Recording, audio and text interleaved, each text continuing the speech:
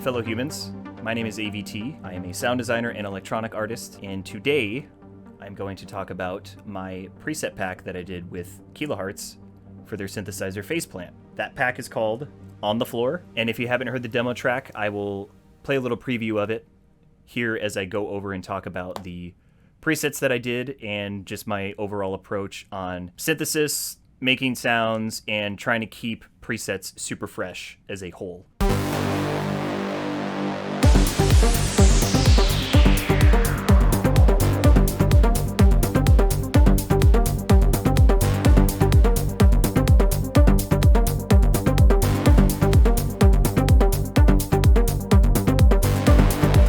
Very basic, kind of Casablanca-esque vibe to the demo, and then toward the end it shifts off into a kind of trancey vibe. I grew up listening to a lot of trance, so we'll start with the bass here. The reason why I chose these three basses is their diversity and just the simplicity in using them. When making this demo track, my whole perspective was, how easy is it to write a demo track with the presets that I've made? One thing you'll notice about my patches,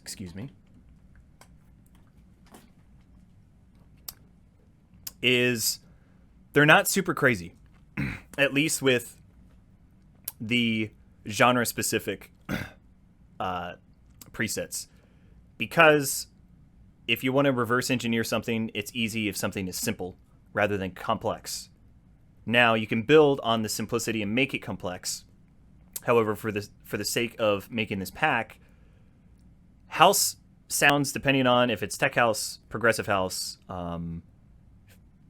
tropical house, like house in general is not super complex unless it's electro house or complextro. The whole soundscape of house in general is very simple. So that was the approach with the pack is, hey, I'm going to give you guys a pack here, and you're going to be able to reverse engineer it without being like, oh, where does this go? What does that do? Why does he have this?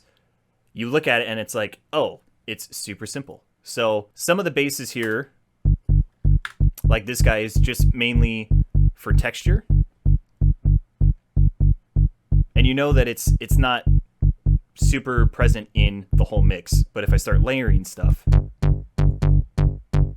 now it's more, okay, now it sounds more plucky. And then if I add in the sub bass, which is actually a pluck, I believe. No, that's just another texture. You kind of have the whole pluck bass in general here. So take apart underlay here.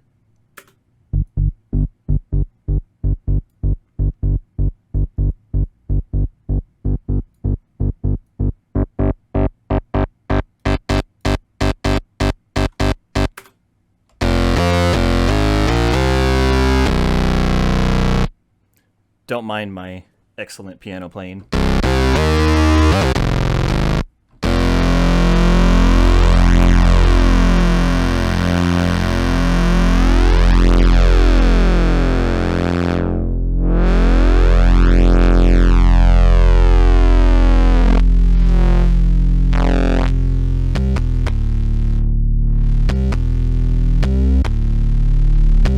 So despite it being a very simple layout, you get a lot of mileage out of this one preset because it's not just, hey, this is a pluck bass, it stays as a pluck bass, and it only is a pluck bass.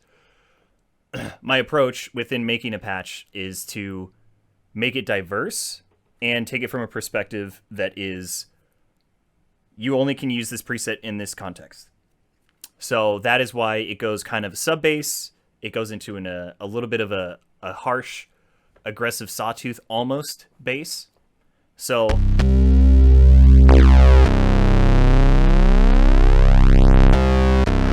just a little subtle adjustments that, make the change in the bass very drastic. We'll move on to Sharon here. This is more of a pluck bass.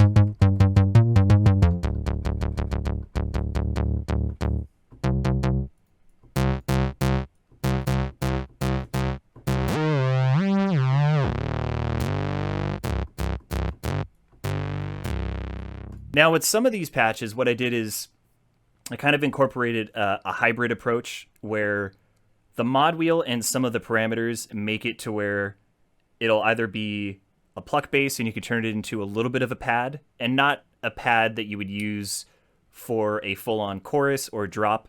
It's more of like a subtle thing, like in a breakdown or something in an intro, to where it just sits within the mix and stays low, and then you can change and automate it so that it goes back to its original state. Ember.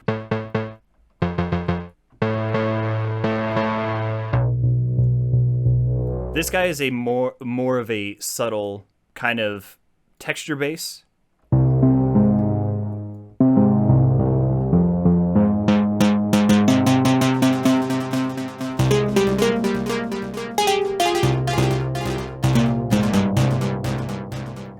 Nothing really kind of crazy about this guy other than the parameters that I have up here with the macro knobs just give the sound either simplicity or more of a busier sound. Because when you add delay, the sound does get busy. I actually want to dive over into some of the pads that I have and plucks. So this end bit here of the demo track, there's a lot of textures that are being played, and we'll dive into Sonar, which is probably my favorite pluck that I have. There is an older synth that is from a company that is sadly no longer in business. The synthesizer that I'm talking about is Zeta Plus. I have the original Zeta Plus with the installer disc. They have some great patches on there. And they happen to have a pluck that sounds like this. Very, I don't want to say somber or angelic. However, it's very calming. Almost like a sonar pulse on a radar, which is why I called it Sonar.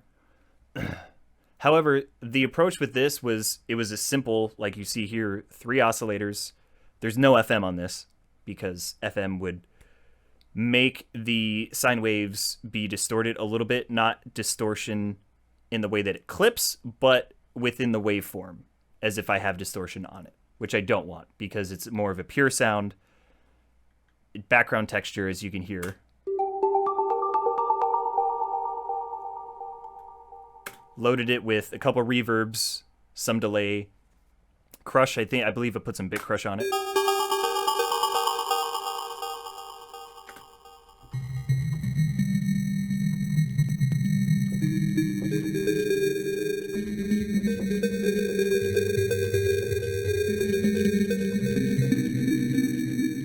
Just to add some texture. A lot of the time, some of the sounds that add a lot of character to a mix or a track are very simple. It's not a whole lot of the crazy, like, yo, I need to make this and it's got to be like this, and then, you know, I do all this crazy processing. If you take it from the aspect of being able to get your sound the way you want it in any synthesizer without a whole lot of post-processing, the post-processing will just make that more magnified and better. So if you get a good reverb, if you get a good delay, you know, some wave shaper on it, and just stack your effects, you know, put a multipass on it. It's just, sound design isn't as complicated as people make it out to be. You just need to know what you're doing to get the result that you want. So that's actually that's my favorite preset that I've done for this pack. And then there's a few others that are plucky and leads. So I'll play this whole little section here.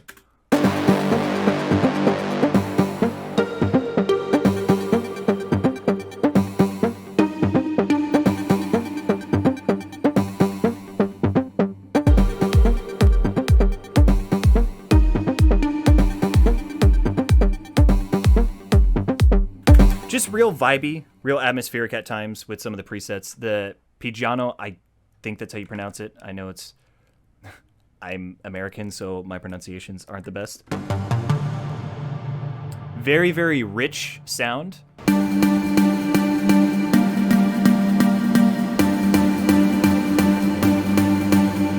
Sounds old school, which is why I paid homage to some artists with some of these presets. And I actually did include some effects and drums. They're not super crazy. They're more of textures to be layered with. So if you have a main kick like I have here, I have a sample, you can use the main kick to be layered. Donk is what I named one of them, because if you ain't got the donk, you ain't got the bonk. That made no sense at all.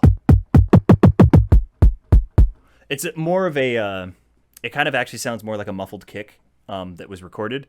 However, if you know about drum synthesis and how to make a kick drum, you'll kind of understand my mindset and approach to a degree with this. This is more of a bottom layer. So it's probably going to mess with the transient and timbre of the kick that I have in my track. Don't mind me.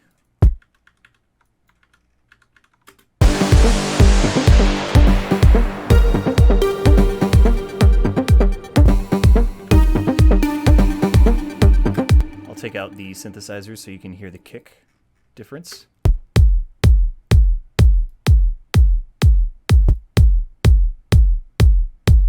So just something to layer with. You could make it a main kick and, you know, put a multi-band compressor on there, EQ it, put some distortion, another, you know, compression, just to make it a real kick. We'll dive into some of the pads here.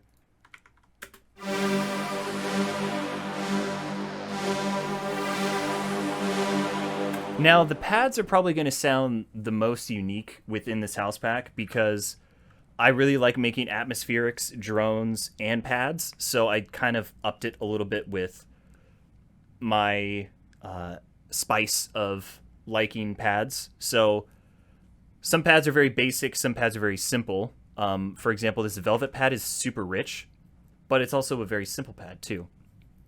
So it's nothing super crazy other than just having a knob that's named ugly and then just some color for chorus, reverb, and detuning. Yep, that's ugly.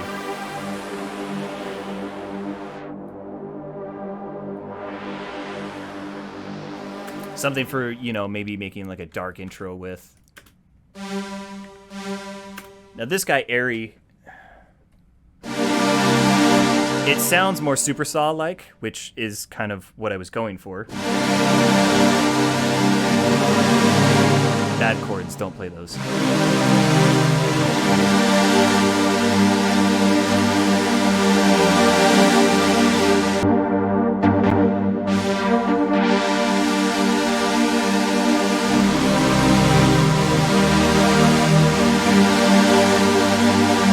Kind of to simulate the, you know, quote-unquote house trance era-ish. I just have 3 of the same pad layered with a couple different mod options on it.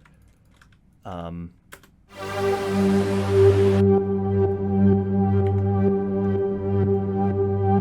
put sidechain in this guy. It's not proper sidechain, it's just an LFO.